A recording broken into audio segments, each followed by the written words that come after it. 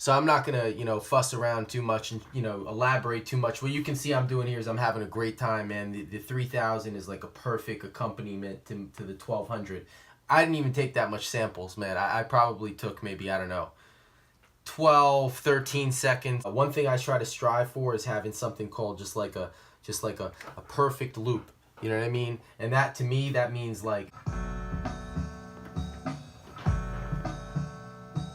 you know what I mean? It's like almost late, but it gets right in the pocket.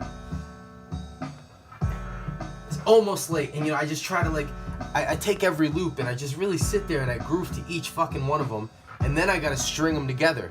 So by using this master control and the SP-1200, I'm really not looking at sequencing a big song with all this shit.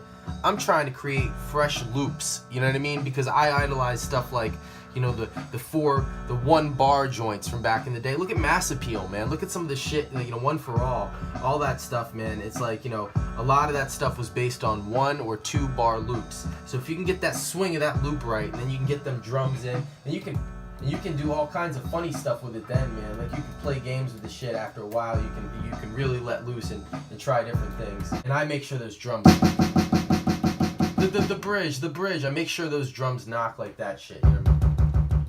Like, you know, some shit where my wife's gonna be mad, you know, you know. So the thing is, man, is it like the sounds have gotta fucking knock. For the fuck of it, why not just remind people that Apache exists,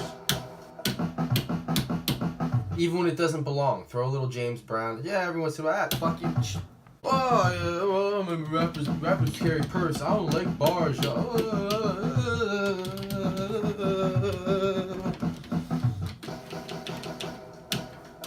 I want every single sequence to loop right.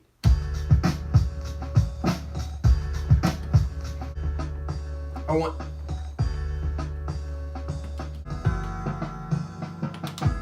a little bit late, but just catching it at the last second. You know, I missed the bus. You know what I mean? You're just catching the bus right before it comes in. And to me, when you hear that fucking sound, man, you know, it kind of gives you that hip hop vibe, man. And you know, the idea that we're having fun doing this shit. It's nice and warm. For every sample I have, of course, I have an equally, you know, like a based out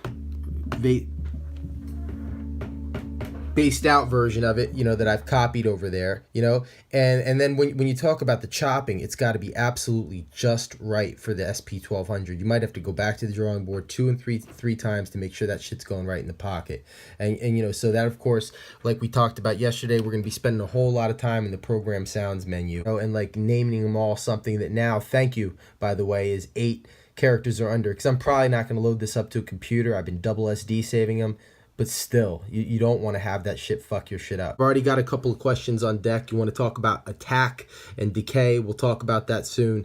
You guys want to talk about, you know, the MIDI process, because that's fairly, it's fairly self-explanatory, but it's pretty interesting how it works if you have not used MIDI on a couple of outboard pieces of equipment in the past. Overall, great experience so far with the 3000 MIDI'd with the SP-1200, and as we go, I'm going to keep diving into different tutorial type aspects of it. I wouldn't dare try to tell you what the fuck to do. You got your own habits, man. You like to do things the way you like to do them. I just want to share for the young heads. And you know, like I said, if there's producers that are young coming up, they're trying, maybe you pick up something about like the ethics and the feeling of hip hop, at least how I see it, you know, and you know, along the way. And if I've done that much, then I've done some good. Peace.